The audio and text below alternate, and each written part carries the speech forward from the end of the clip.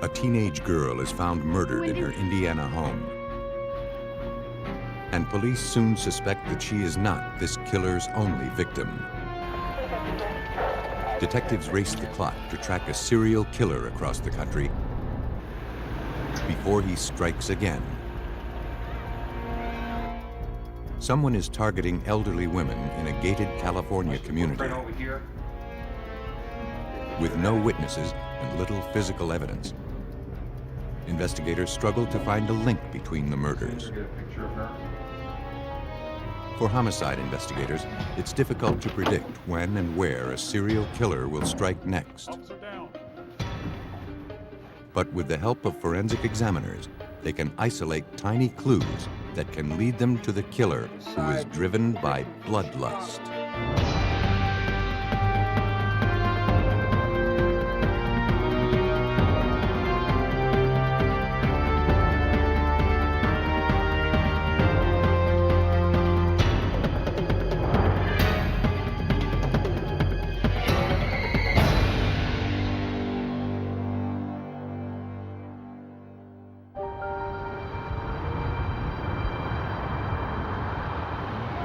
In this episode, some of the names have been changed. An hour's drive south of Chicago, Griffith, Indiana is home to 18,000 people. People drawn here by the quiet lifestyle and the low crime rate. Hey, Wendy. Around 7 p.m. on October 13th, 1987, 15-year-old Christine Gallagher returned home from I school. believe what happened at the swim meet today. She called out to her older sister, Wendy, but there was no response. Hey, Wendy. Though Mrs. Gallagher was still at work, Wendy should have been home from school hours ago. Christine checked the bedroom. Oh my God, Wendy. There, she found 16-year-old Wendy's lifeless body on the floor. Griffith police and crime scene units were immediately dispatched to the Gallagher apartment. The distraught teenager was taken to a squad car as police made their way into the residence.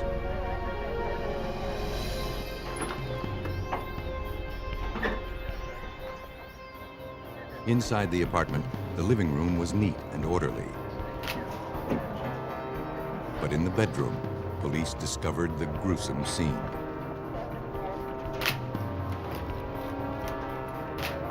The semi-nude victim had been gagged, her hands tied behind her back with a bedsheet. She'd been stabbed repeatedly. It appeared that she had been sexually assaulted, but no biological evidence was recovered. For Lieutenant John Mowry of the Griffith Police Department, the scene was difficult to comprehend.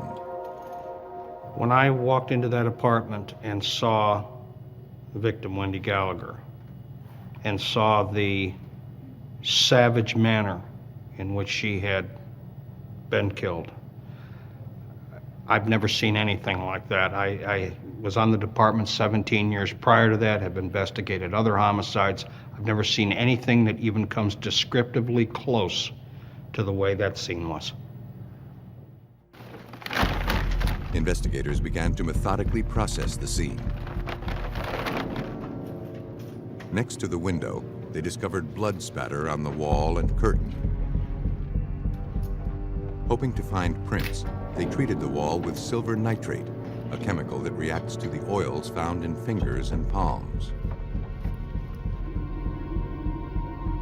Then they scanned the area with a light source.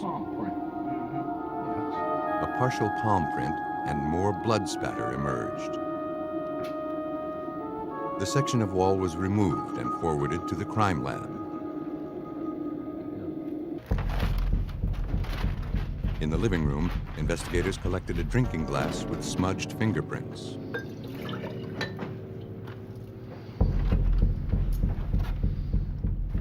They also found a denim jacket hanging on the back of a chair.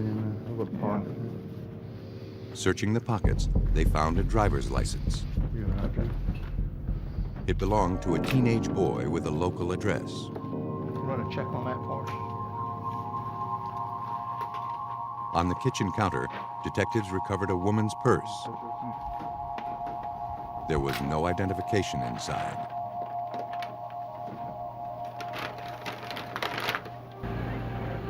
Outside, Christine told police that her father had dropped her off after a school swim meet. She said that since their parents' recent divorce, she and Wendy would sometimes be by themselves after school until Mrs. Gallagher returned from work soon after. As Christine continued answering questions, one of the investigators brought out the purse found in the kitchen. Let me show you something. See if you know whose it is. Christine said it was hers. She added that when she arrived home, she didn't remember seeing Wendy's purse anywhere.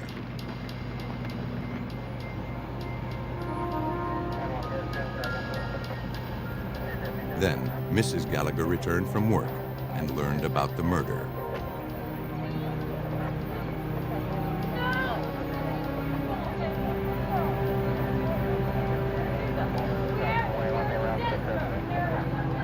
Overwhelmed with grief, she told police she couldn't believe anyone would want to kill her daughter. Wendy was such a beautiful and cheerful girl.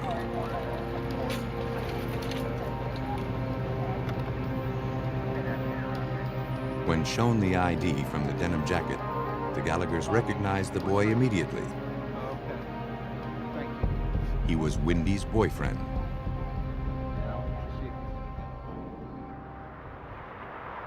Looking for any clue to the killer's identity, examiners at the Lake County Crime Lab began to analyze the prints recovered from the Gallagher apartment. They started with the smudged drinking glass. When dusted with black powder, two distinct sets of fingerprints were revealed. Analysis of the arches, whorls, and loops that makes each print unique established that one set was Wendy's. But the second set of prints didn't match any of the Gallaghers. Next, examiners turned to the section of wall removed from Wendy's bedroom. To preserve the fragile drywall, they worked from photographs.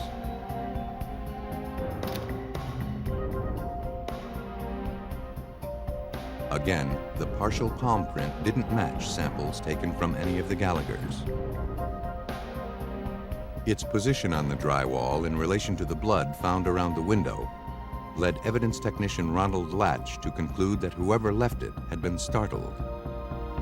He put one hand on the wall and looked out the curtain because you could see blood on the edge of the curtain and on the wall, and looking out to see if somebody was coming. Maybe he heard a voice or a car door slam. But the concern must have been short-lived. Crime scene analysis uncovered no signs of a forced entry or exit. It appeared that after committing this brutal murder, the killer calmly left the apartment, probably through the front door.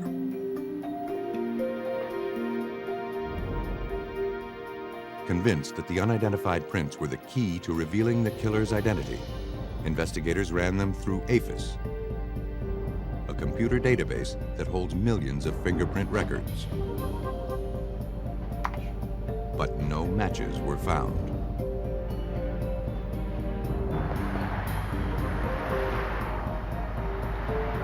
Detectives turned to Wendy's boyfriend for answers. They wanted to know why his jacket and ID were found in the Gallagher's apartment. Come in today at E-Car. In my coat pocket. The teenager explained that Wendy had been cold that day at school. He'd loaned her his jacket and she'd worn it home. At your girlfriend's house. He said he was home with his parents during the time of the murder. Walking home from school when she was cold, so I took it off and let her have it. He also told police he had no idea who could have hurt Wendy. Bonnie, you should have seen it. You gotta bring that over. She was very popular at school, where she was an honor student and a pom-pom girl. Okay, so Ryan. He said Wendy was a lot of fun to be with, and he couldn't believe she was gone. I was in the back of the class.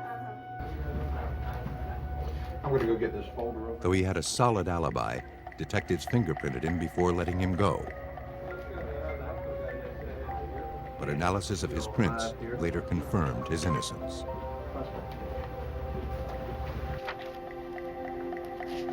Police spent the next several days interviewing dozens of Wendy's friends and neighbors. Over 50 potential suspects were developed, but fingerprint analysis eliminated all of them.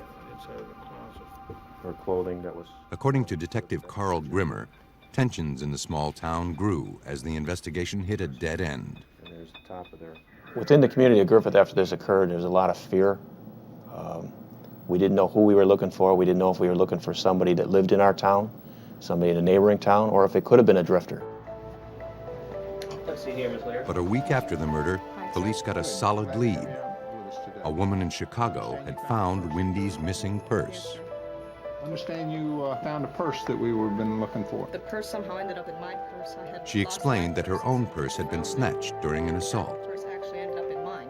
Yes, sir. When it was later recovered from a dumpster and returned, she opened it and found Wendy Gallagher's purse and ID stuffed inside. Then she'd heard about the murder in Griffith. I was walking home down an alley, and this car pulls up. The woman said that as she left work through the back door, a man with brown hair and a mustache jumped out of a blue car. He grabbed her and threatened her with a knife. As they struggled, a delivery truck pulled up. Panicked, the assailant grabbed her purse and fled. But he had left behind valuable evidence, a witness who could identify him, and a physical link to Wendy's murder. I can recall he had, I guess, brown hair. Police quickly released a composite sketch of the suspect, along with a description of his blue car. Over the next several weeks, they received many leads as a result, but none of them panned out. Despite the lack of progress, investigators refused to give up. Everybody who had walked into that crime scene that night and saw Wendy, that's all the incentive you needed to keep going, to find out who had done that to her. Griffith detectives had a composite sketch and fingerprints that could prove murder. But until they could identify their suspect, that evidence was meaningless. And all indications suggested that Wendy Gallagher was not going to be this killer's last victim.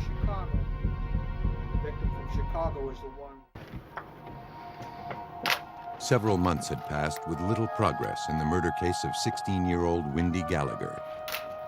Though Griffith, Indiana police had a composite drawing of their suspect and prints recovered from the murder scene, his identity and his whereabouts remained unknown. Detective Grimmer. As they struggled to keep the case alive, an improbable lead was called in by police in Pasco County, Florida, located more than 1,100 miles away from Griffith, Indiana. That's correct. Yes, method of operation. While investigating the homicide of a 14-year-old girl there, Florida police believed that a resident had uncovered a connection to Wendy Gallagher's unsolved murder. Who's your lead detective on this case? That resident, Diane Collins, had just moved to Pasco County from Griffith, Indiana. As details of the Florida murder were made public, Diane immediately noticed similarities to the homicide in Griffith. The frighteningly familiar details compelled her to contact the police. I was very much struck by the fact that this was another young teenage girl who was murdered in her home after school hours, just as Wendy was in the community I had just left. Griffith police were skeptical that such a tenuous lead could impact their case, but they had little else to go on.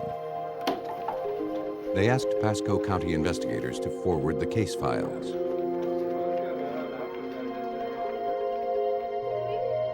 According to police reports, in January 1988, 14-year-old Janet Clark was discovered in her bedroom by her younger brother shortly after 6 p.m.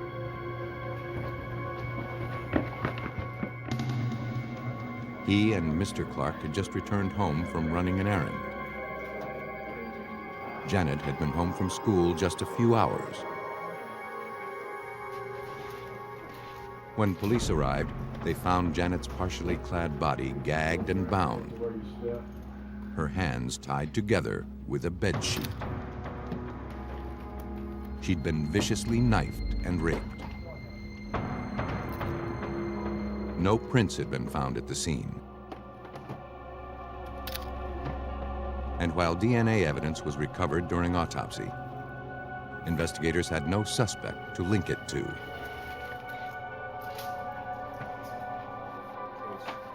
But now, Griffith detective Carl Grimmer realized that Diane Collins' instincts might have been dead on. We thought it was a long shot that the two cases could be connected. But when we sat and studied the photos, studied the crime scenes, we became stronger and stronger in our belief that they probably were connected. It's just, you had to see it to see the similarities. It's almost like there was a signature. Believing they were now searching for the same killer, the two departments began exchanging information. Pasco County, Florida police intensified their investigation. One of the Clark's neighbors recalled a man in the neighborhood around the time of Janet's murder. She had never seen him before. She described the man to a police sketch artist as being in his late 20s, with dark hair and a mustache.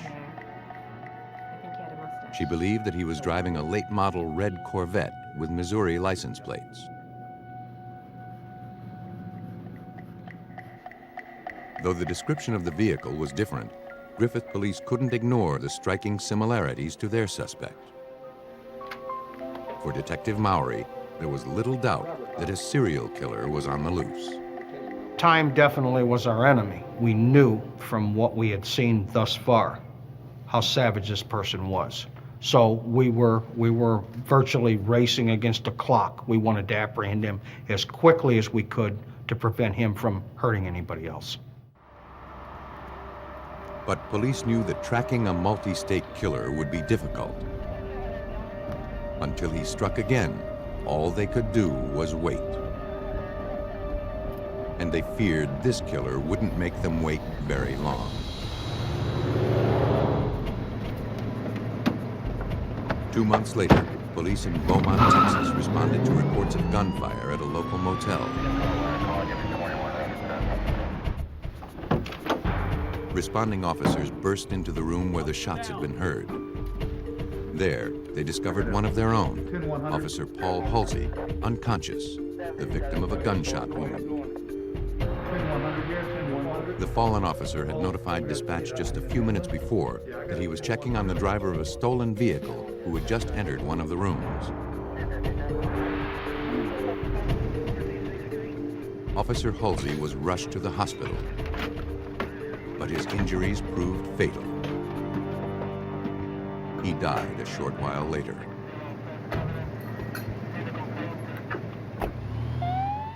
A witness at the motel stated that he heard gunfire and looked out his window. He saw a man with dark hair and a mustache speed away in a red Corvette.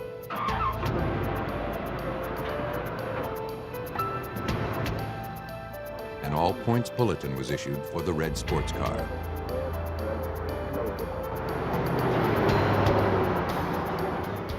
And within a few minutes, dispatchers reported that the vehicle had been spotted. The sports car was able to elude police for more than 20 miles.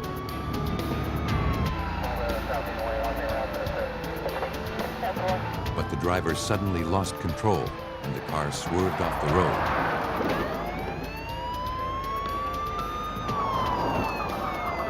He fled into a wooded area on foot and disappeared. Texas authorities began preparing their manhunt for a suspected cop killer. While police in Indiana and Florida struggled to track down a serial killer who preyed upon young girls, police 2,000 miles away in Beaumont, Texas, were on the trail of a suspected cop killer. Though the suspect had managed to escape, police had his abandoned red Corvette. How you doing? All right. Inside, they recovered a blood-stained .357 Magnum that had been recently fired. 357. They also found stolen license plates, including a set from Missouri.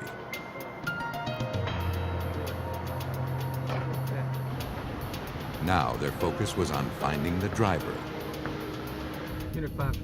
Detective Ray Beck of the Beaumont Police Department organized the manhunt. The word was out. So we had officers coming in from everywhere, just volunteering their time, their effort. So manpower was unbelievable.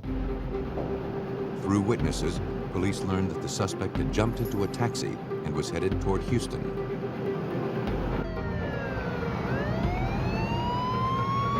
Officers quickly caught up with the cab. Taxi driver, get out of the car! Taxi passenger, get your hands up! The man believed responsible for the murder of Officer Halsey was taken into custody. Keep your hands up, get out of the car. Keep your hands where I can see them. Turn around, over here on the trunk. The suspect, identified as 28-year-old Michael Lee Lockhart, was questioned at the Beaumont police station. He immediately confessed to shooting Officer Halsey, but offered no explanation. It seemed too easy.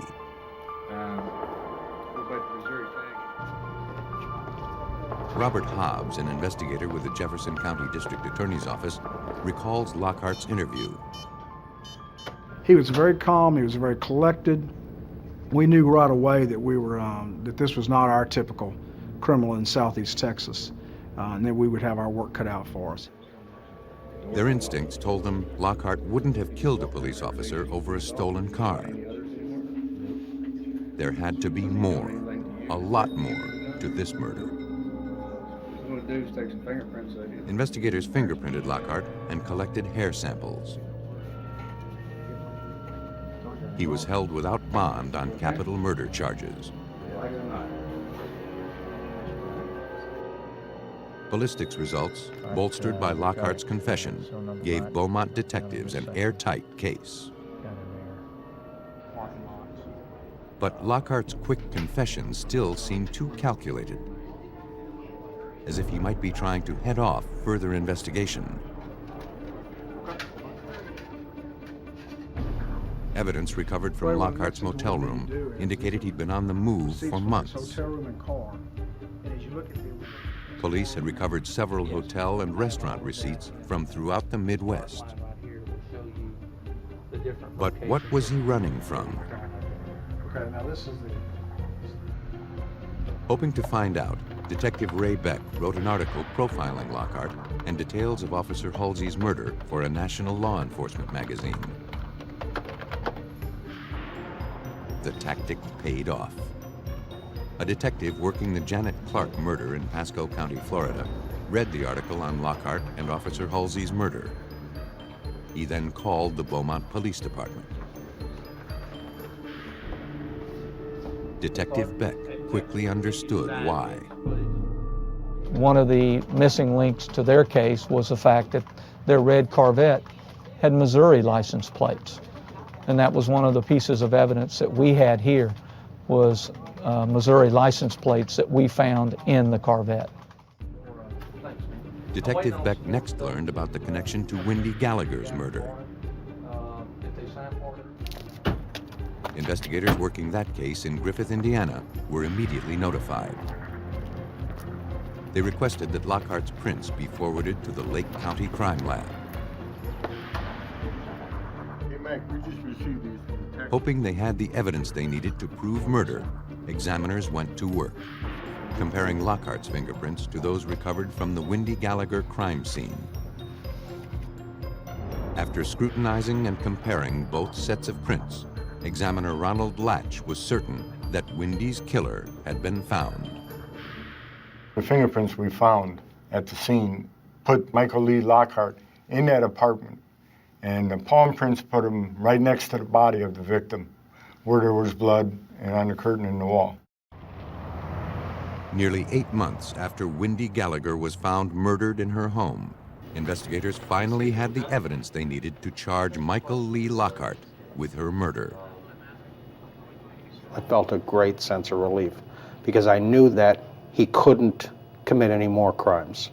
And I also felt happy that we would be able to contribute and help bring some semblance of closure to the Gallagher family. On June 30th, 1988, DNA analysis confirmed that Lockhart had murdered and sexually assaulted Janet Clark in Florida.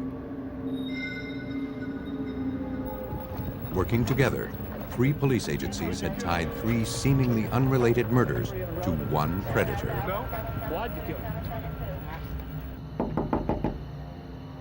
Based on the evidence, police believe that Lockhart traveled the country in search of his next victim. Hey, those are right down the road.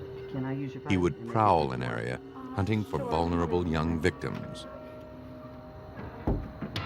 When he knew they were alone, he would con his way into their homes, where he would rape and murder them.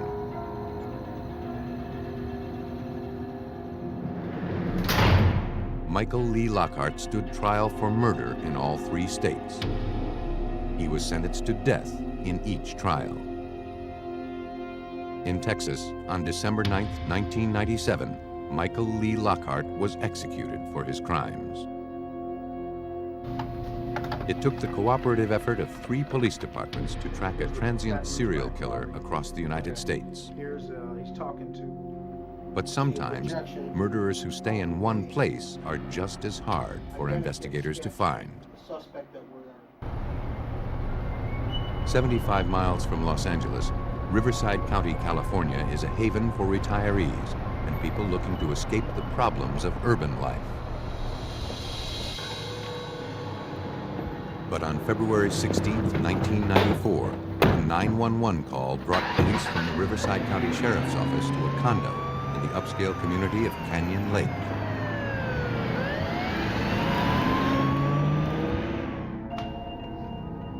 There, investigators found the body of 86-year-old Norma Davis slumped in an easy chair. A phone cord was wrapped around her throat, and knives protruded from her chest and neck. Investigators began searching the scene, looking for anything that could tell them who had murdered Norma Davis and why. Robbery appeared to be an unlikely motive.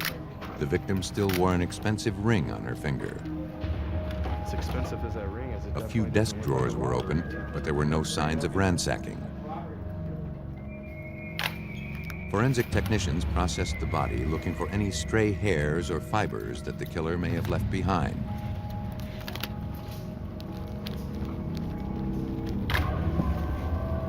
But from the position of the body, it was clear to California Department of Justice criminalist Alyssa Mayo Thompson that there was little interaction between the victim and killer. She appeared to just be sitting in her chair as if she were perhaps reading or watching TV. It didn't appear that she had made much of a struggle or had attempted to get up from that chair. That told investigators that Norma Davis most likely knew her killer. The knives were removed and sent to the crime lab to be tested for prints.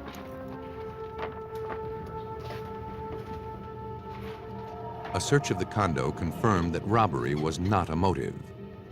On the kitchen floor, investigators found Norma's purse, still containing credit cards and cash.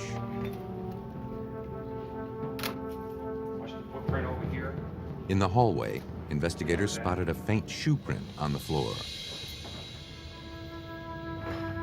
To get a better look, the room was darkened. Closer examination revealed that it was a sneaker print left in dust. And recovering such fragile evidence would be tricky. But in a crime scene that yielded few clues to the killer's identity, the print could prove to be a vital piece of evidence. After thoroughly photographing the print, technicians carefully applied an adhesive gelatin to lift it.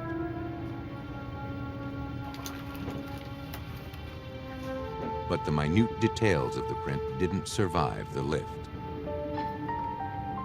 It would be up to examiners to determine if there was a sufficient sample to do future comparisons when and if a suspect emerged. Outside, detectives talked to Alice Williams, who had found the victim. She stated that she had come over to pick up Norma for their weekly hair appointment. She let herself in when Norma didn't respond to her calls. That's when she discovered the body. She couldn't understand how such a thing could have happened in Canyon Lake. It was a gated community with round-the-clock security. You have a mustache? Norma's ex-daughter-in-law, Mary Pierce, had also arrived at the scene.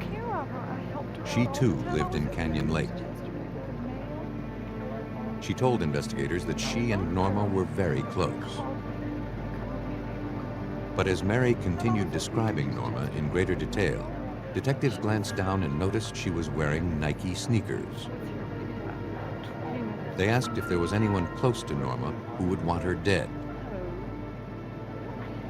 Mary reacted with shock, insisting no relative could possibly be involved. But now, detectives weren't so sure.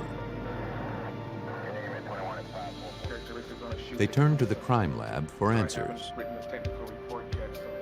But criminalists at the California Department of Justice Forensic Lab determined that all of the evidence recovered from the condo had been wiped clean of prints. One of those stains could have come from her. There were no stains. They hoped the recovered shoe print could lead them to Norma's killer.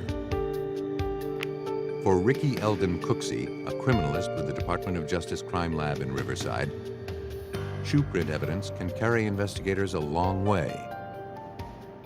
A shoe print collected at the crime scene can help the investigators if we can identify what kind of shoe made that print, and there are data banks that store that type of information. We can tell them what type of shoe they're looking for and size shoe they're looking for. After reviewing hundreds of different sneaker tread designs, Cooksey believed that the print recovered from Norma Davis's home had been made by a Nike. He acquired a similar sneaker from the manufacturer and made test prints.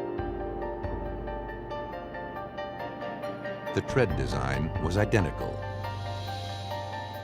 Cooksey had determined that the suspect's print had been made by a size 6.5 Nike Air tennis shoe.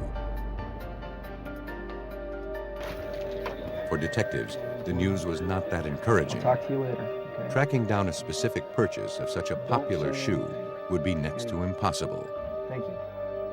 The only thing that homicide detective Joe Greco could infer from the analysis was that the suspect was a small male or possibly a woman. And he already had a potential suspect who fit that description. Goodbye. We suspected the ex-daughter-in-law, Mary Pierce, because of the shoes that she was wearing when she came to the crime scene, and the brand of shoe matched the brand of shoe that we found in the doorway. And also, she was the caretaker. She was the obvious choice. Thanks, Jerry. Police questioned Mary Pierce in greater detail, carefully watching her demeanor.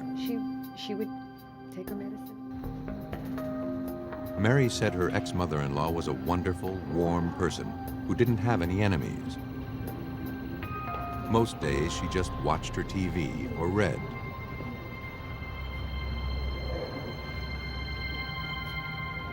She was just a real After answering dozens of questions, it became clear to investigators that Mary was not involved in Norma's murder. Okay, I sure will.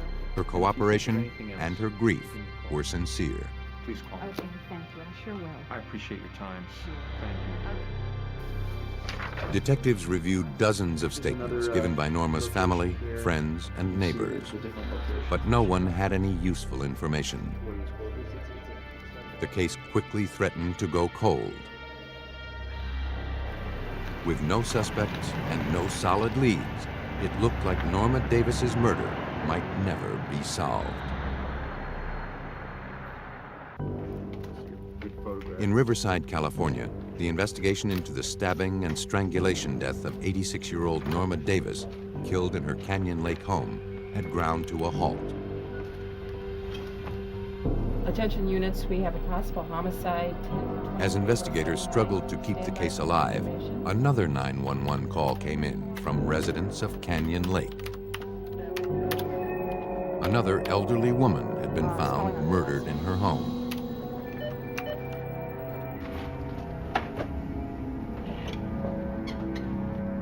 There, police discovered 66-year-old June Roberts, dead on her office floor. And for everyone in the room, this crime scene looked disturbingly familiar. Though June Roberts had not been stabbed, she still wore an expensive ring and had a phone cord wrapped around her neck.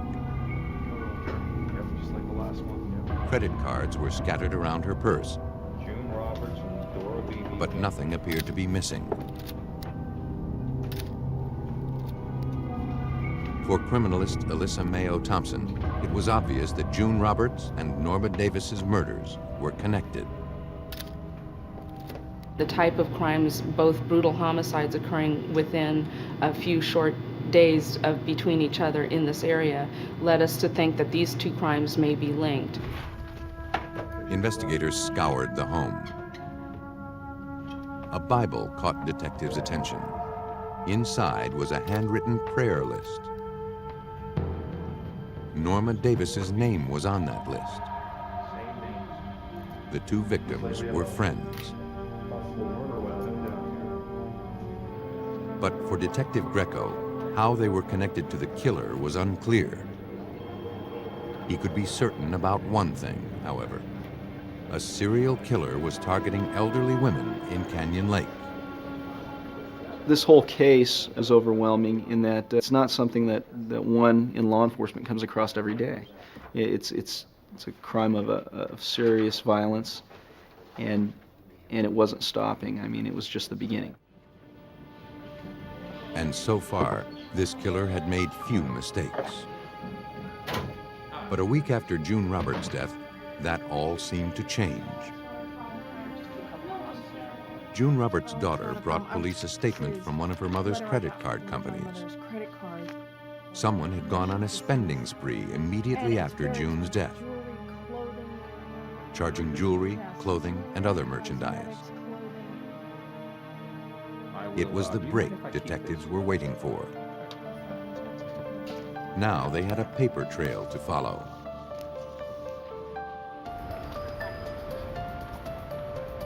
They started at a jewelry store, where the first purchase with the murdered victim's card had been made. The clerk vaguely recalled the transaction. She remembered that a blonde woman came into the store and purchased an expensive set of earrings. The woman charged the items and signed her name, June Roberts. The clerk couldn't provide enough detail for a composite sketch, but she gave investigators a Xerox copy of an identical pair of earrings. The blonde woman, whoever she was, had been linked to one of the victims.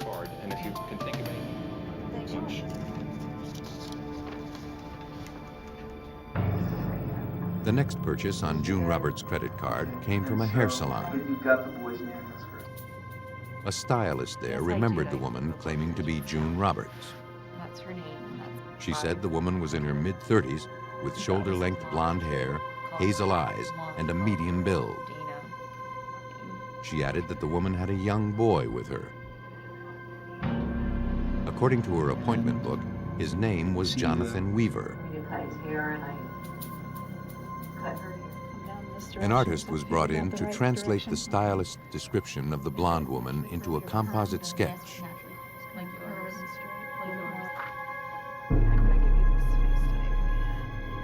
Gradually, a face took shape. Yes. What would you change about it? But police still didn't know how this woman fit into the murders, Because we want to keep moving around it. and they had no way to put a name to her face. Pursuing their only other lead, investigators began searching for the young boy, Jonathan Weaver, who had been at the hair salon with the blonde woman. It's very similar. They contacted area public schools and found a child with that name. They went to his address and waited. But when they spotted the boy and his mother arriving home, they realized the mother didn't resemble any of the descriptions. I just wanted to ask you a couple of questions. How you doing, Questioning confirmed that the boy had never been to that salon, Not at all? and neither recognized the woman in the composite. No, I've never seen her. Despite the setback, investigators refused to give up. The locations of the murders and the credit card purchases were all within a 5-mile radius of each other. Investigators knew their killer had to be hiding right under their noses. She made more purchases there? Yeah, she made Hoping to generate a lead, they decided to run a check of all violent crimes recently reported within that same area. victim's name. The tactic turned up a possible clue. An elderly woman who owned an antique shop just blocks away from Canyon Lake had been recently assaulted. And this young woman came in with Dorinda Hawkins, still recovering in the hospital, had barely survived the attack. She told investigators that a blonde woman came into her antique shop to ask about framing. When she led the customer into the back to show her some samples, the woman suddenly attacked her from behind. Dorinda felt a rope tightening around her neck. she had a rope around my neck. She told detectives that she then began begging for her life. Called 911. You know, you can have whatever you want, take whatever you want. I have 8 children, let me live. And the suspect told her, I'm not doing this for the money. Dorinda had been left for dead, but she managed to regain consciousness. When she came to, her red-coiled key band that held the keys to the cash register was missing from her wrist, Thing around my wrist. and money from the register was also gone. And she just kept choking. And I passed out. When shown the composite, she positively identified the blonde as her assailant. Yes. It does. It was now apparent to investigators that the suspect was not simply an accessory to the other crimes. She was the serial killer. And the rarest type of all, a woman. Investigators raced to put a name with the face on the composite sketch.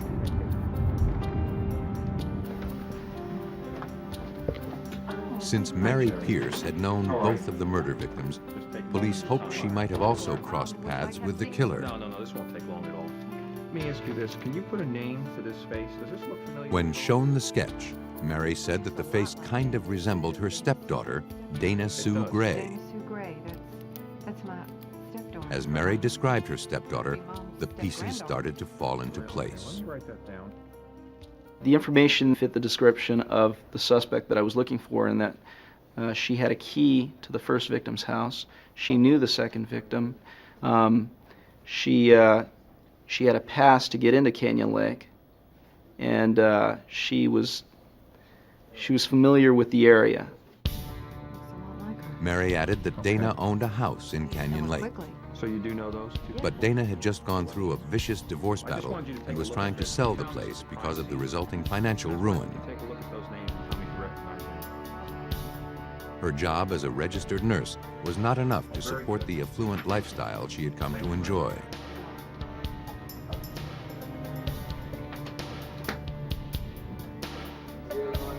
The positive identification of the sketch and the information provided by Mary Pierce led detectives to obtain a warrant to search Dana Sue Gray's property.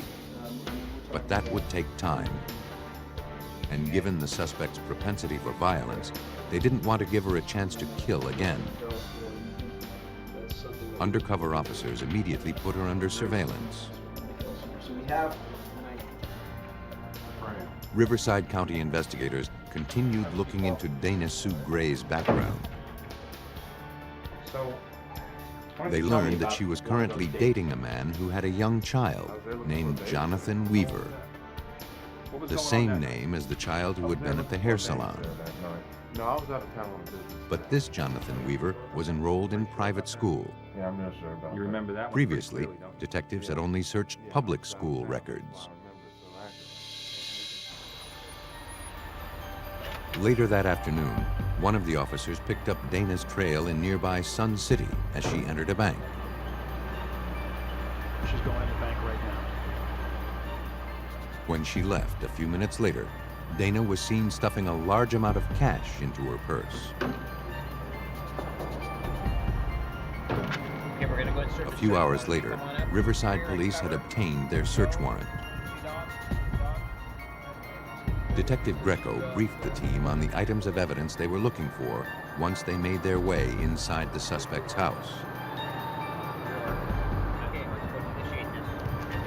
We had receipts from the different locations that the purchases were made for these various items, so they knew exactly what they were looking for. Also, I had directed the searchers to collect all of the shoes within the residence because of obviously the first victim's the shoe print in the first victim's case. In the early evening hours of March 16, 1994, Riverside County investigators took suspected serial killer Dana Sue Gray into custody. She was taken to the Riverside Police Station for questioning.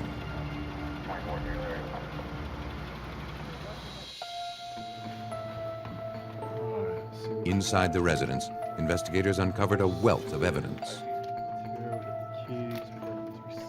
They located a red-coiled key wristband, identical to the one stolen from Dorinda Hawkins at the antique shop.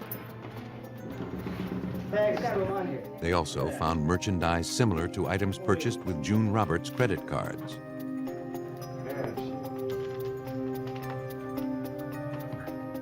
Inside Dana's purse, police made an ominous discovery. There was $1,900 in cash and a checkbook in the name of Dora Beebe. The address on the checks was from Sun City. Though Dora Beebe's name meant nothing to investigators, they knew that Dana Sue Gray had been in Sun City earlier that day. A lot of money in here. The search continued into the bedroom. Okay. What do you got? There, evidence technicians found a pair of Nike sneakers. The evidence was sent to the crime lab. Dana, you understand why you're here, don't you? At the police station, Dana Sue Gray appeared calm and unaffected. She denied killing or assaulting anyone. I think it looks exactly like you. She admitted using credit cards belonging to June and another woman, whose name she couldn't remember, but claimed she had found them lying next to a dumpster.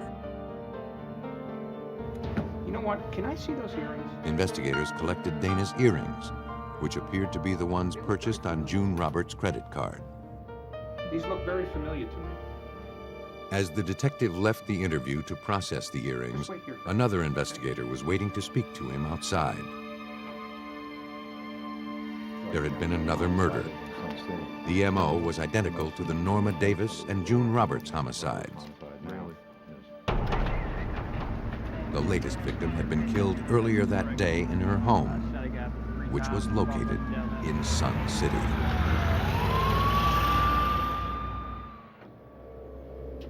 Riverside, California police believed that the suspect in the murders of Norma Davis and June Roberts was finally in their custody.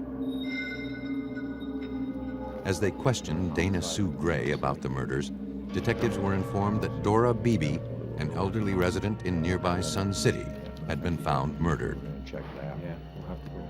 That crime scene bore the same signature as the other homicides in Canyon Lake. Detectives realized they had found cash and a checkbook in the name of Dora Beebe while searching Dana's house. Is there anything else you maybe want to tell Dana Sue Gray had killed again, just a short while before the surveillance on her began. And you found June Roberts' credit cards in the dumpster, too. Now, They needed to be certain that she would never be free to kill again. At the crime lab, examiners analyzed the sneakers recovered from Dana Sue Gray's bedroom. They were size 6.5 Nike Air sneakers, the same style and size as the print recovered from the Norma Davis crime scene. Analysis of the characteristics that distinguish one shoe print from another left investigators with little doubt that Dana Sue Gray's shoes had left the print in Norma's condo. Unable to explain away all of the evidence amassed against her, Dana Sue Gray had no choice but to confess to her crimes.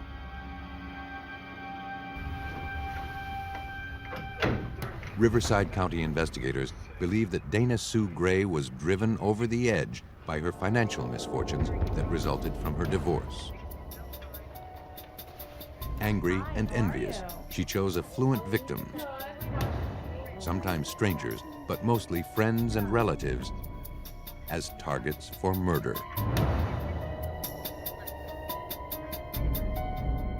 To avoid the death penalty, Dana Sue Gray pled guilty to the multiple murders. She was given 2 life sentences without the possibility of parole. When I think of Dana Sue Gray, the first thing that comes to mind, for me anyway, is evil. It's just evil. There are usually patterns to serial murder, though they're often hard to detect.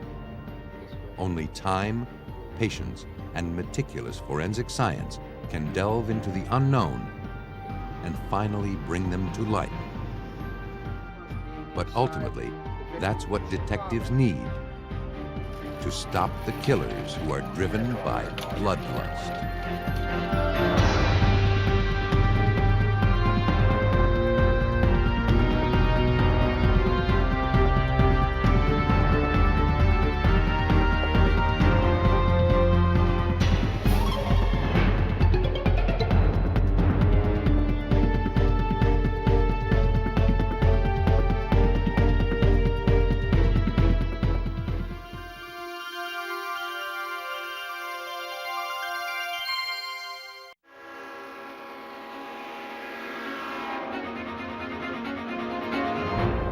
In Florida, a young woman is hit by a train.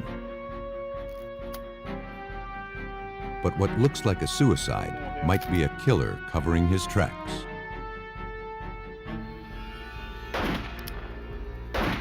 A woman disappears from her Arizona home. With no body, police must rely on a few drops of blood to determine her fate. In California, police are called to the scene of a grisly double homicide. Only forensic examiners can prove whether it was the result of self-defense or cold-blooded murder. Some killers go to great lengths to manipulate a crime scene. But the truth is hard to disguise, and forensic examiners can see through the deception, especially when it's written in tainted blood.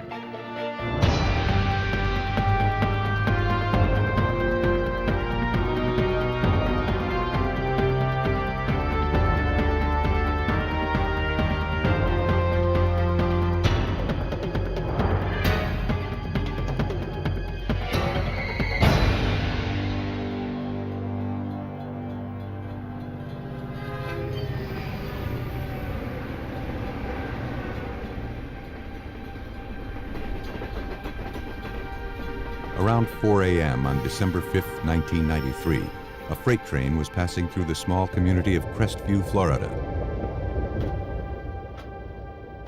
On an isolated stretch, the engineer noticed something lying across the tracks up ahead. It looked like a human body. He frantically sounded the whistle and struggled to stop the train.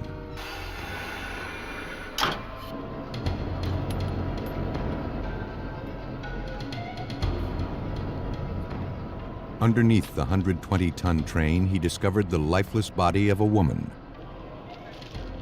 The engineer quickly radioed in for help. Within minutes, police and emergency personnel from the Crestview Police Department were dispatched to the scene. The young female victim had suffered massive head and chest wounds. She was partially covered by a black trench coat that was stained with blood. Police began searching for any form of identification to tell them who this woman was. They found nothing. Blood found pooled on the tracks and on some rocks just feet away from where the victim came to rest suggested the impact point. A few hairs and tiny drops of blood were found at the front of the train. But investigators found no blood smears on the tracks leading up to the victim's body. When questioned, the engineer told police that as he worked to stop the train, he believed that he made eye contact with the woman lying on the tracks. She never even flinched as the train approached. She just seemed to be staring at him. Before leaving the scene, evidence technicians photographed the area.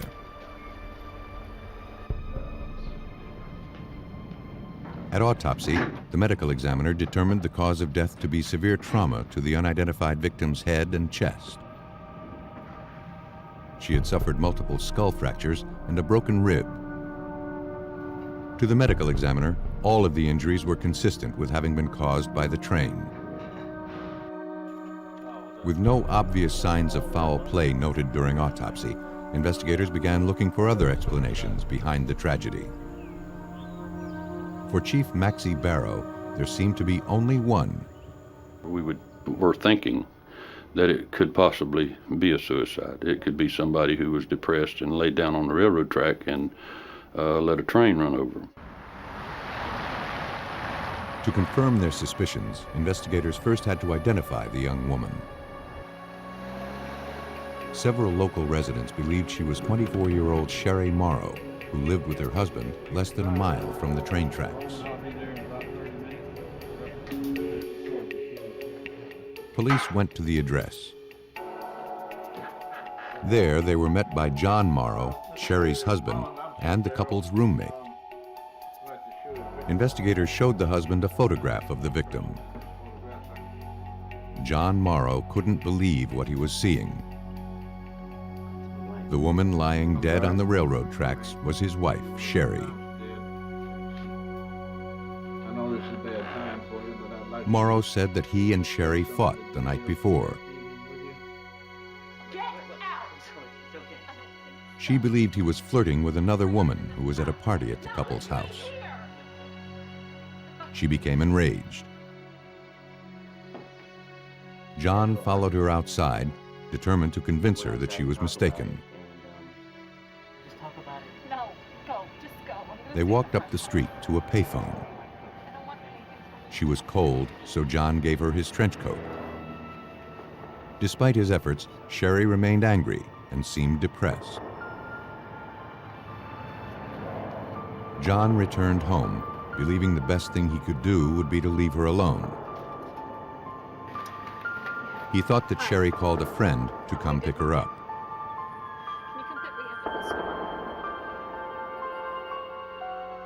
John never imagined that she would take her own life. The couple's roommate corroborated John's story. Came back around 12:15. The husband's account, in addition to the autopsy finding, left investigators with no reason to doubt the suicide theory. The investigation into Sherry Morrow's death was ready to be closed. The following day, however, Sherry Morrow's mother came in to speak with police. Okay, your daughter was married? She could not accept that her daughter had taken her own life.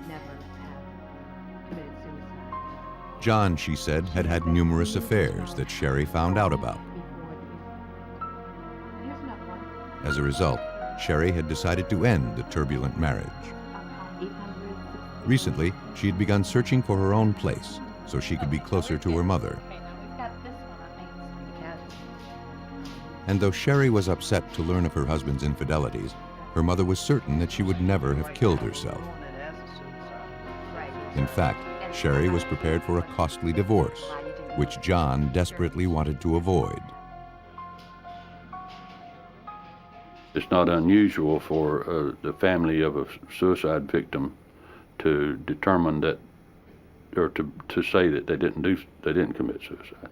But in the case of this victim, her mother was pretty convincing to me that that this victim didn't do that and wouldn't have done that.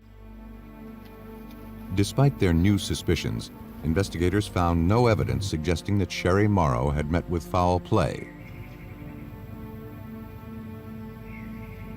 Almost a month after she was discovered along the railroad tracks, the young woman was laid to rest. Over the next several years, investigators interviewed dozens of Sherry's friends looking to uncover proof that she had been murdered. But they found nothing.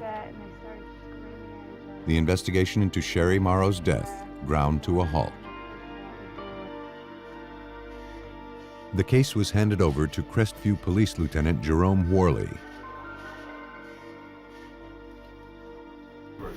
Determined to breathe new life into the investigation, he began re-interviewing the couple's friends and associates, starting with their roommate. The roommate again corroborated the story John had given 2 years earlier. On the night Sherry died, he said John followed her after she stormed out of the house in anger. But he returned soon after and never left the house again. Detectives sensed that the roommate wasn't telling the truth.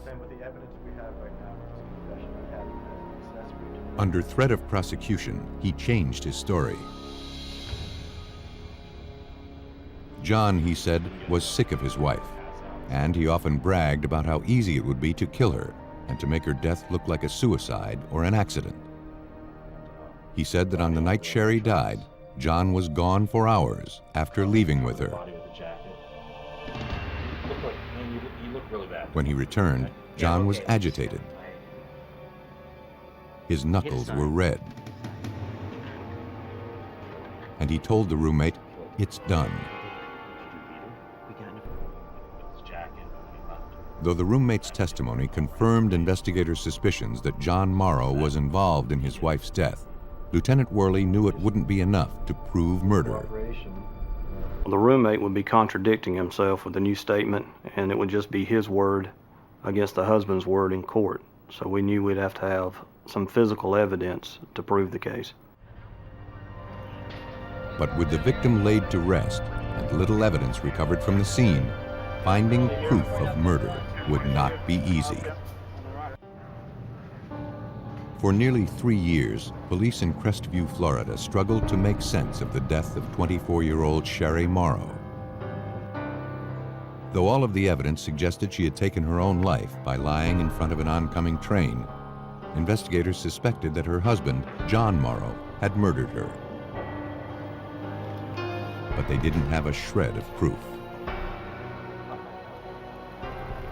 Investigators forwarded what little evidence they had to the Florida Department of Law Enforcement Crime Lab in Pensacola. There, examiner Jan Johnson, an expert in bloodstain pattern interpretation, began examining photographs of the scene and the victim's clothes. Starting at the place where Sherry was struck by the train, Johnson began analyzing the bloodstains. Generally speaking, if you would have a body lying on a railroad track and the body's still, there's no movement. So therefore, when the train would strike the victim, you would have spattered blood at that point of impact. But in the photographs, there was no blood spatter at that spot. The blood was pooled. For Johnson, the only way to explain the findings was that Sherry was already bleeding when she laid down on the tracks. The lack of any blood smeared along the tracks leading up to Sherry's body was also troubling. If it was a train striking a woman lying on the railroad tracks, I would expect to see a trail of blood leading from the point of impact to the final resting place. In fact, no bleeding had occurred from any of the wounds caused by the train. That would only make sense if she was dead at the point of impact. Once your heart stops, the blood flow ceases. So therefore, any injury that occurs after that fact, you will have very little bloodshed. But if the train hadn't killed her, the question remained, what had? To find out, Johnson began analyzing the bloodstains found on the victim's clothes. She found blood spatter on the victim's t-shirt that didn't correspond to any of the head injuries noted in the original autopsy report. The size and the location of the spatter on the t-shirt was consistent with a specific type of injury. If I had not known this was a train case and just received the clothing solely alone in the laboratory, I would have clearly thought someone had been beaten just by looking at the clothing, because again we've got the spatter pattern on the t-shirt, and this would be consistent with someone being beaten, stabbed, something of that nature. Johnson passed on her findings to Crestview Police.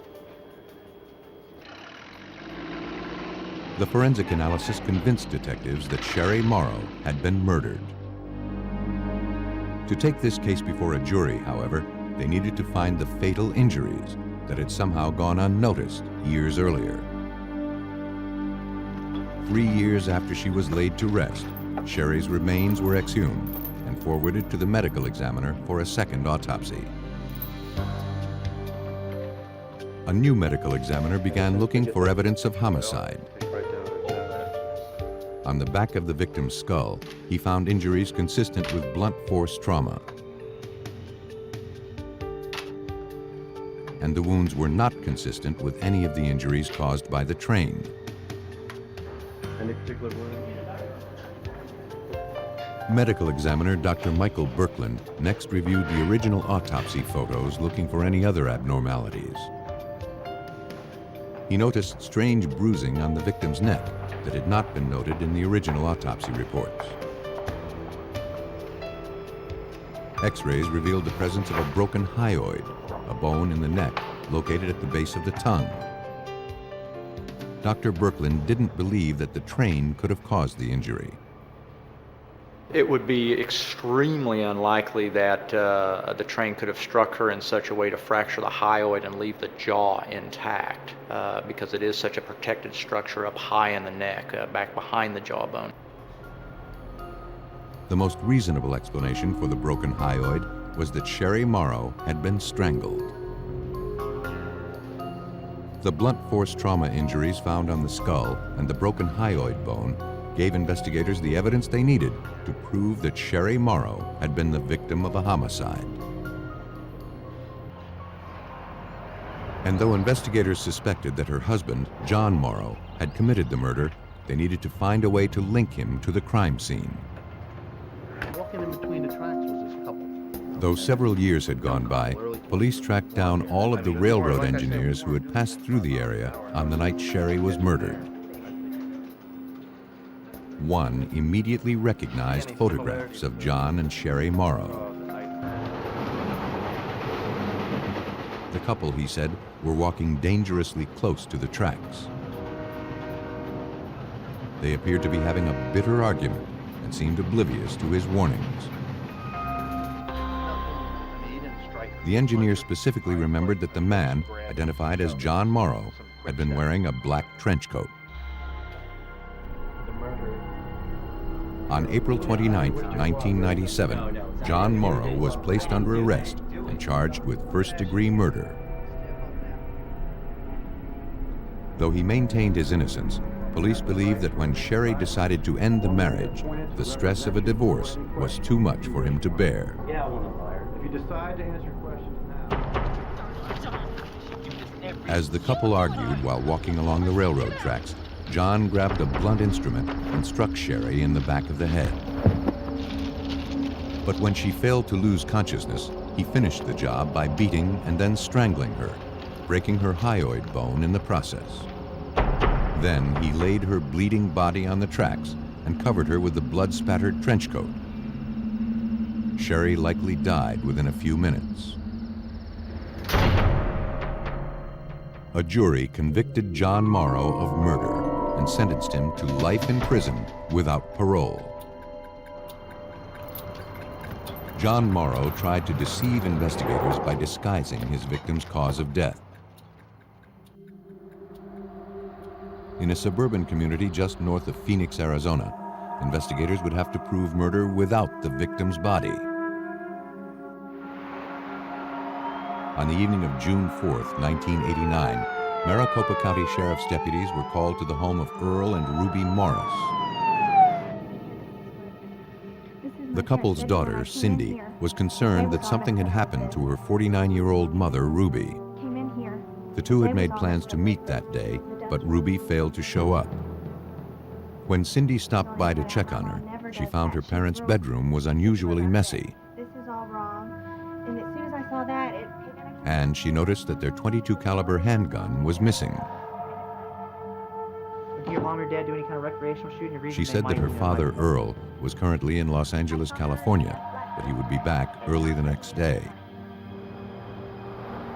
But by the following morning, neither Ruby nor her husband, Earl, had returned home.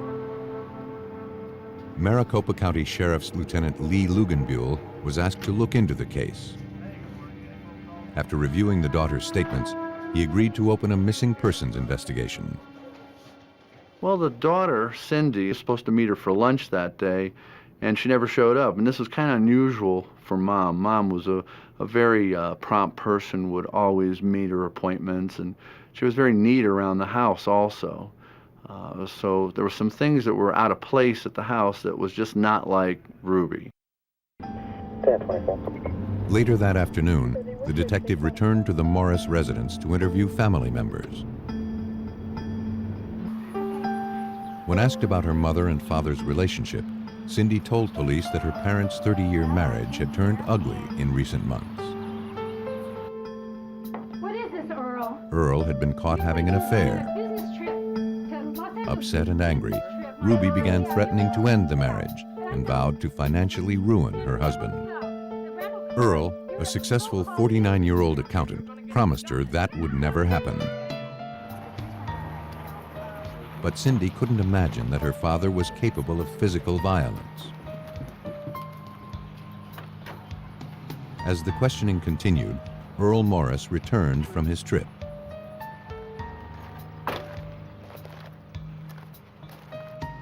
Cindy commented that he wasn't driving his own car. Morris? Yes, sir. Earl explained that his car, an El Camino, had broken down some 200 miles from home on the drive back from Los Angeles. After several hours stranded on the road, he managed to hitch a ride to Phoenix Sky Harbor Airport. There, Earl said he rented a car to get home. But almost immediately, the detective was suspicious of Earl's story. I looked at his clothes and his general demeanor, too. He was neat. He didn't appear to be out, trying to flag down a car. He was all put together. The detective also noticed new airport tags on Earl's luggage, suggesting he had flown, not driven, from California. And the luggage tags originated from San Diego, not Los Angeles. With his suspicions raised, the investigator questioned Earl about Ruby's disappearance. Though he couldn't explain why the couple's .22 caliber gun was missing, he seemed unconcerned about his wife's whereabouts. Ruby, he said, would often take off for days on end without a word.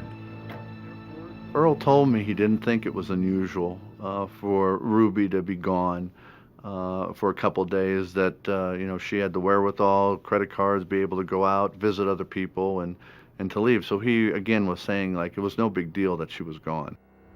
10-4. Investigators felt differently. Looking to corroborate Earl's story, they began searching the interstates for his broken-down El Camino. But hours of driving turned up no signs of the vehicle, and there were no records of it having been towed.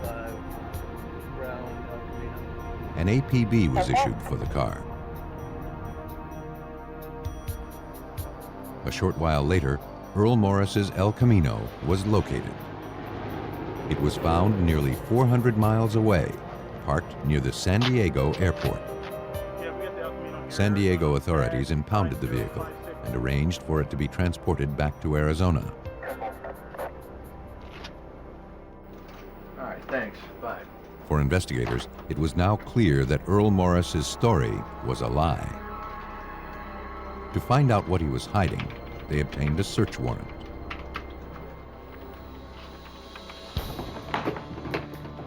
Later that evening, police returned to his residence. Having observed no obvious signs of foul play, investigators began scouring the bedroom for trace amounts of evidence.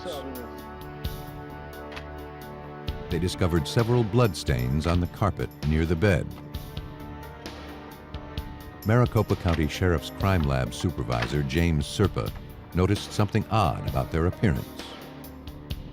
We saw visible signs that the carpet nap in the master suite had been disturbed in a circular pattern, which could indicate the use of a carpet cleaner. Technicians also found a fine mist of blood spatter on the headboard of the couple's bed. The evidence was collected and forwarded to the crime lab for analysis. For investigators, the discovery of so much blood was not encouraging. The amount of blood in the master suite was a significant amount of blood, and someone would have been at least direly wounded, if not deceased. Though investigators believed that someone was Ruby Morris, they soon learned that the blood recovered from the house was too degraded for a definitive DNA analysis. Technicians began scouring Earl Morris's vehicle for clues. The search revealed the presence of several large bloodstains on the passenger side carpet. The samples were collected and sent out for DNA testing. Though the analysis would take time, police speculated that Earl Morris had murdered his wife, then transported her body in his El Camino. And that meant Ruby's body could be anywhere between Phoenix and San Diego. As investigators began the daunting task of trying to pinpoint Ruby's remains, one of the couple's daughters came forward with information. Earl owned a boat, and he kept it docked in San Diego. Believing there had to be a connection, police contacted authorities there. A few days later, San Diego Harbor Police forwarded a video cassette to Maricopa County investigators. The tape, shot the same day that Ruby was reported missing, showed a boat burning at sea. And authorities had positively identified it as belonging to Earl Morris. For detectives, the significance was clear. We speculated that Earl rented another boat to tow out his boat and actually set it on fire to hide the body of Ruby and also the murder weapon at that time. The boat ultimately sank in treacherous waters too deep to be recovered.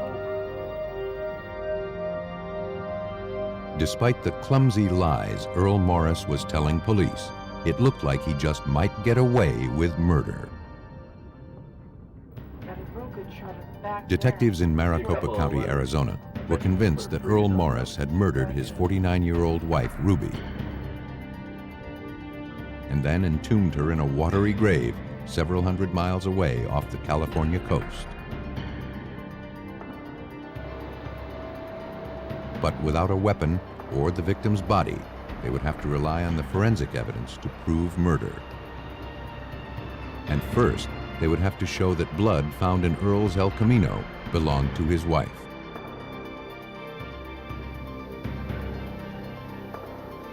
With no known samples from Ruby to compare to the evidence, examiners turned to a process called reverse paternity typing, which isolates strands of DNA that pass unchanged from mother to child. Maricopa County Sheriff's Crime Lab Supervisor James Serpa then compared the genetic profile of the samples collected from the El Camino to those generated from Ruby's 2 daughters and from her siblings. The blood stain on the carpet of the El Camino was the mother of Ruby's children and the sibling of Ruby's brother and sister. Though their case was largely circumstantial, investigators arrested Earl Morris and charged him with murder. Through his lawyer, Earl refused to make any statements.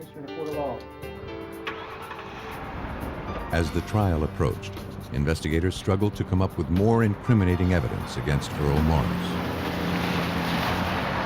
But they found little else. Then, word came in that Earl Morris wanted to talk.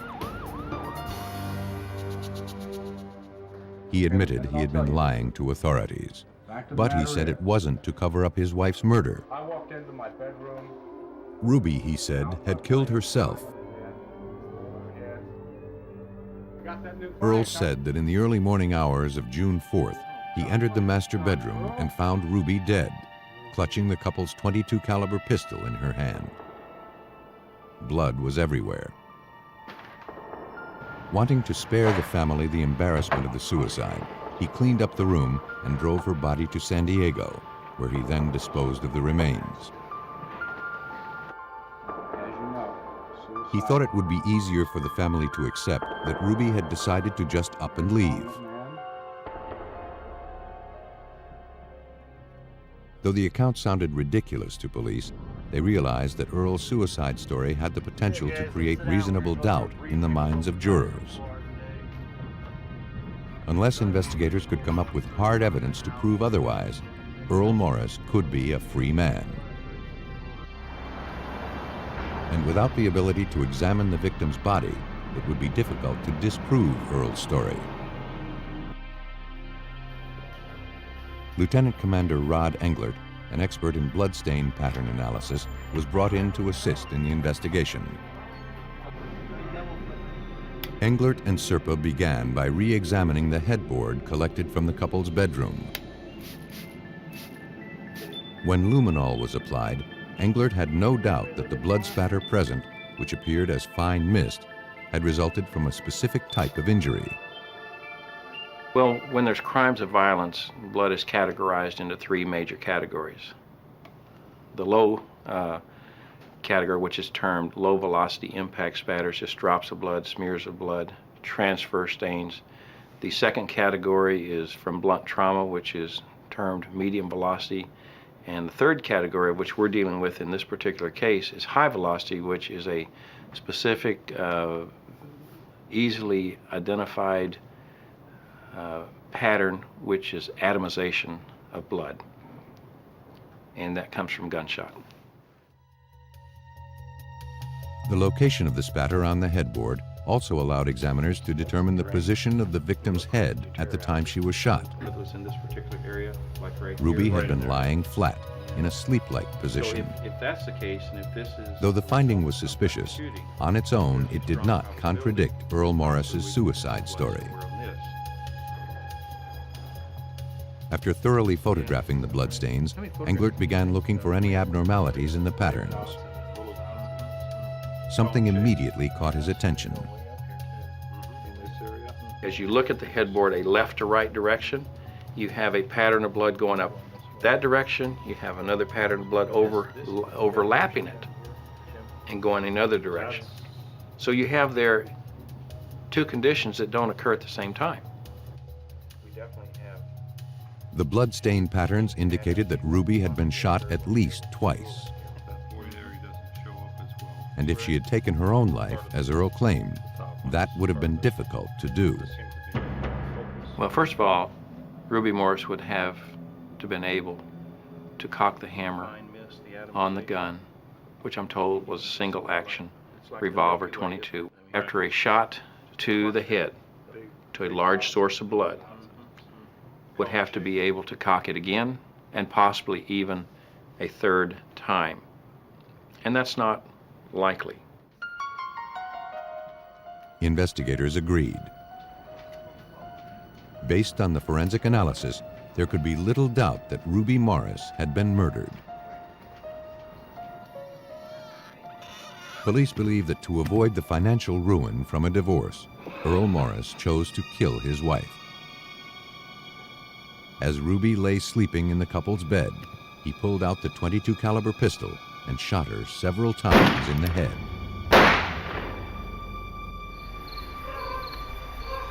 After cleaning up the crime scene, he loaded her bleeding body into his El Camino and drove several hundred miles away to San Diego. Once there, he loaded her body and likely the murder weapon onto his boat. He set the craft on fire, returned to shore, and began the process of covering up his crime. With the help of Rod Englert's blood spatter analysis, Earl Morris was convicted of first-degree murder and sentenced to life in prison. Earl Morris tried to explain his wife's death by creating a story about suicide. But sometimes murderers admit killing their victims. And the story they tell investigators is one of self-defense.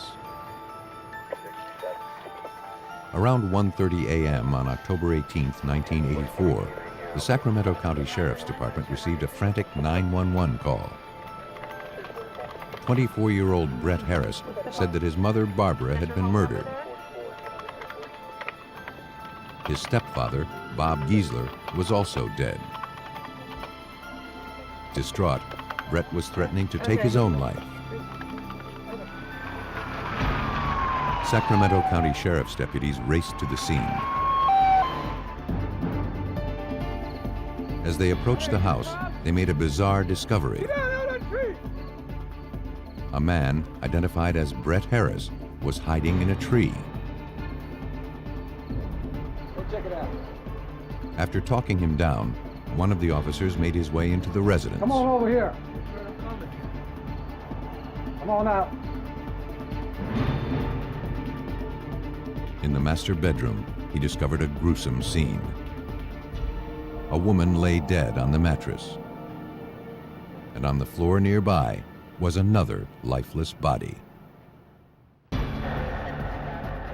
Officers from the Sacramento County Sheriff's Department were dispatched to the home of 52-year-old Bob Giesler and his 55-year-old wife, Barbara. The couple had been brutally murdered.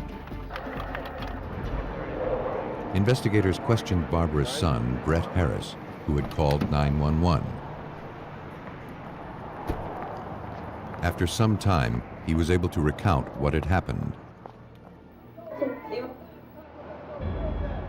Brett said that around 1:30 a.m., he heard a commotion and then a scream coming from his parents' bedroom. When he entered their room, he saw his stepfather standing above his lifeless mother. He saw an axe handle lying on the floor. As he went to grab it, his stepfather then attacked him with a box cutter. Brett said he managed to overpower him, and in self-defense, he beat his stepfather to death. The young man was transported to the police station. Evidence technicians made their way into the bedroom.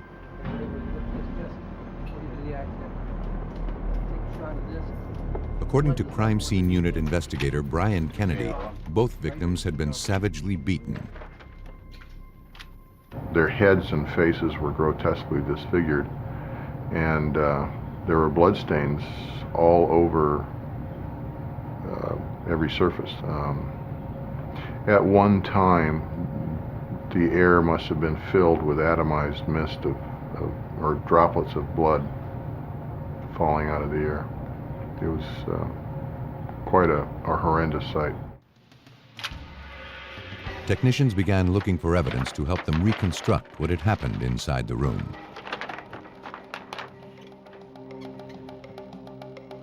In addition to the axe handle, investigators also recovered a blood-stained box cutter found resting on Bob Giesler's chest.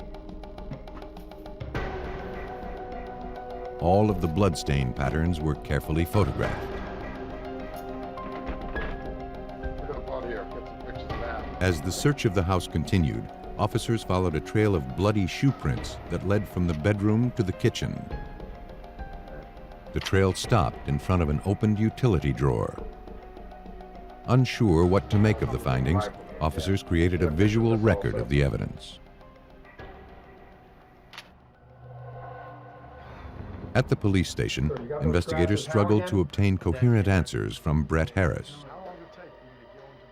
He was unresponsive to their questions and began rambling on about the devil and other things that made little sense.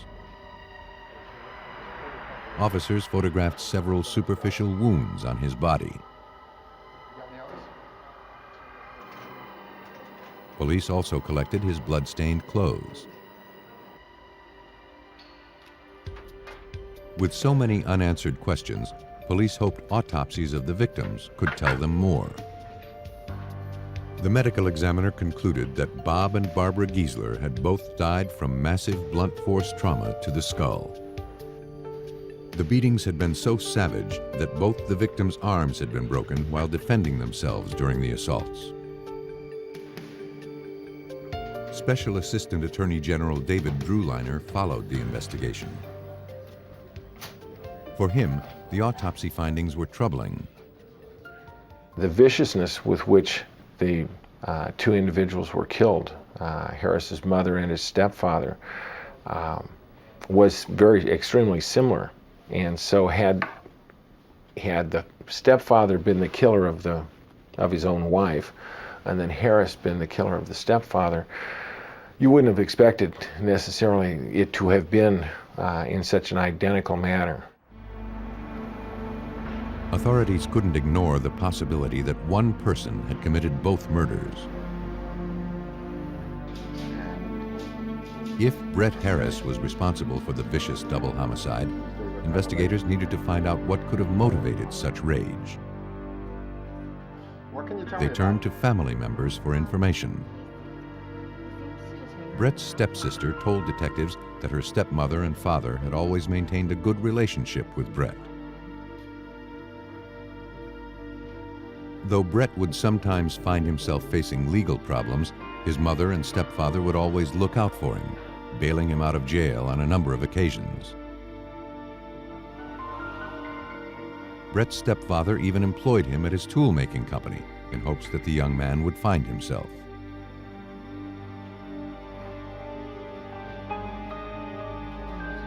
Though Brett suffered from a psychiatric condition, his stepsister said that he had made progress in recent months, and with the help of medications, his prospects for the future were promising.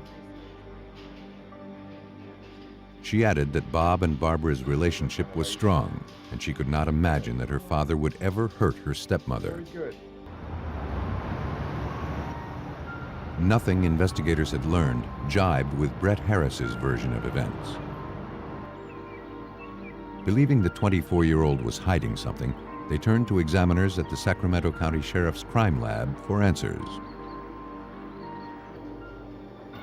There, examiner Brian Kennedy looked to the blood evidence to help him reconstruct the crime.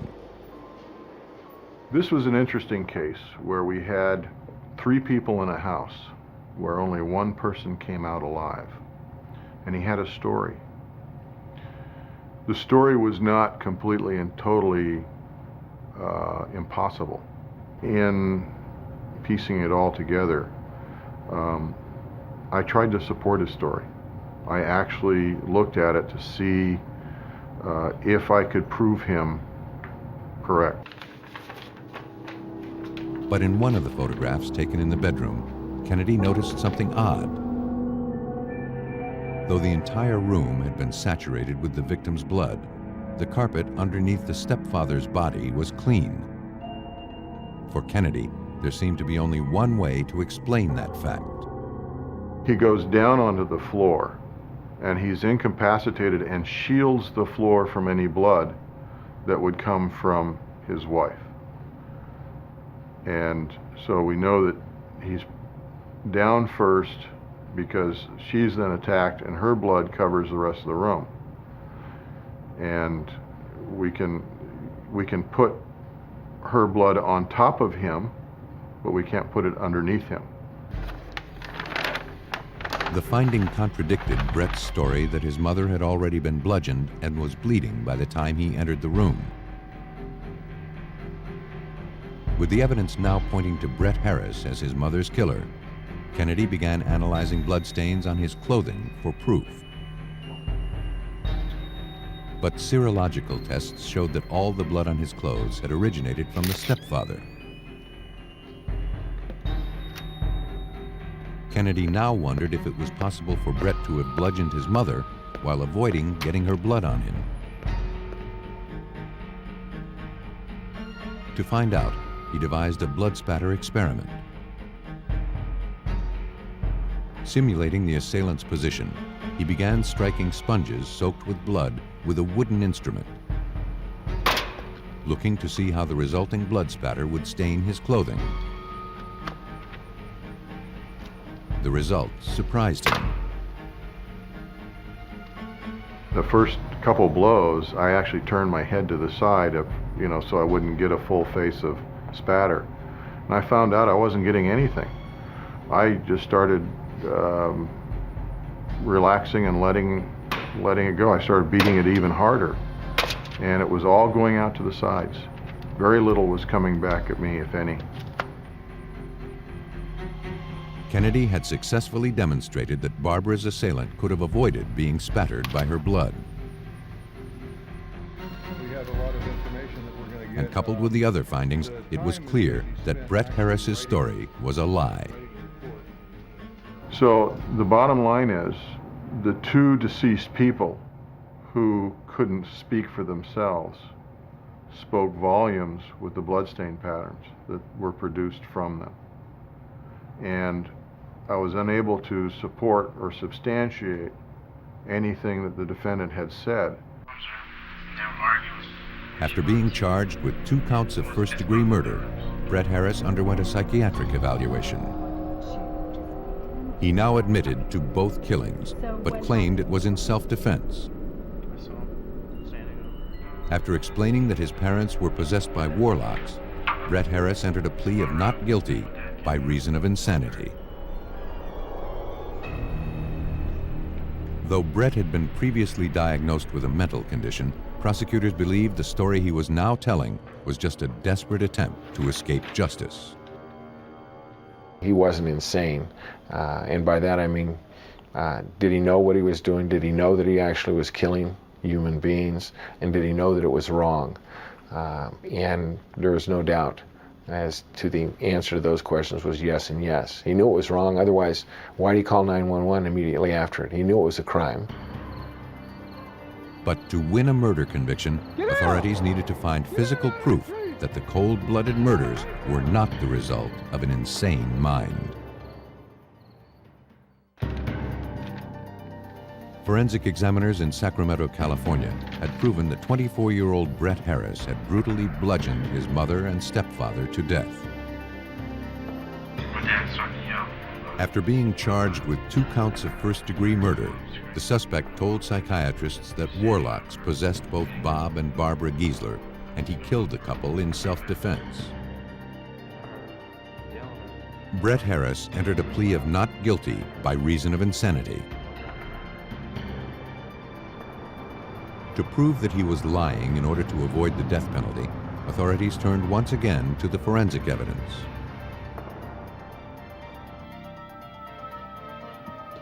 Examiner Brian Kennedy began looking at all the physical evidence recovered from the crime scene, looking for anything that could demonstrate that Brett Harris knew what he was doing at the time of the murders.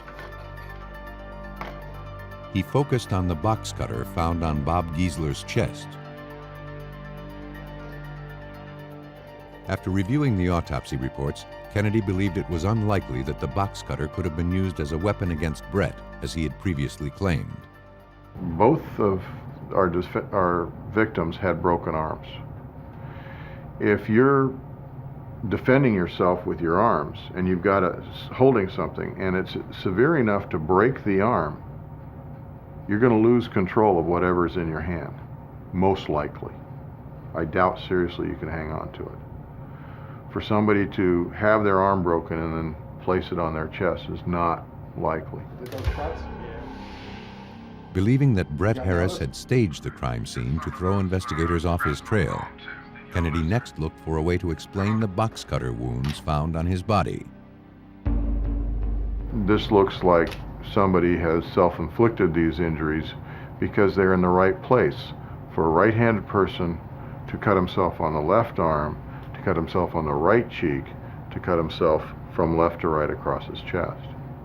So it's all very consistent with staging his own injuries. The forensic findings provided irrefutable proof that Brett Harris had gone to great lengths to conceal his guilt. And for prosecutors, those are not the actions of an insane man. He physically changed the crime scene in anticipation that the police are coming to the crime scene. So he tries to fool law enforcement. Why do it? Why come up with any sort of explanation? He wouldn't have to. Though unsure of the motive, police believe that on October 18, 1984, Brett Harris snuck into the couple's room as they slept in their bed. Using an axe handle, he bludgeoned Bob and Barbara Giesler to death. After finishing the kill, he made his way into the kitchen, sliced himself with a box cutter he took from the utility drawer, and returned to the bedroom to plant the evidence. Confronted with the evidence, Brett Harris withdrew his insanity defense. He pled guilty to 1 count of first-degree murder and 1 count of second-degree murder. He was sentenced to 41 years to life. Killers skilled at the art of deception hope to confuse investigators by manipulating a crime scene. But forensic experts can find justice for victims of homicide by seeing through a murderer's lies, which are written in tainted blood.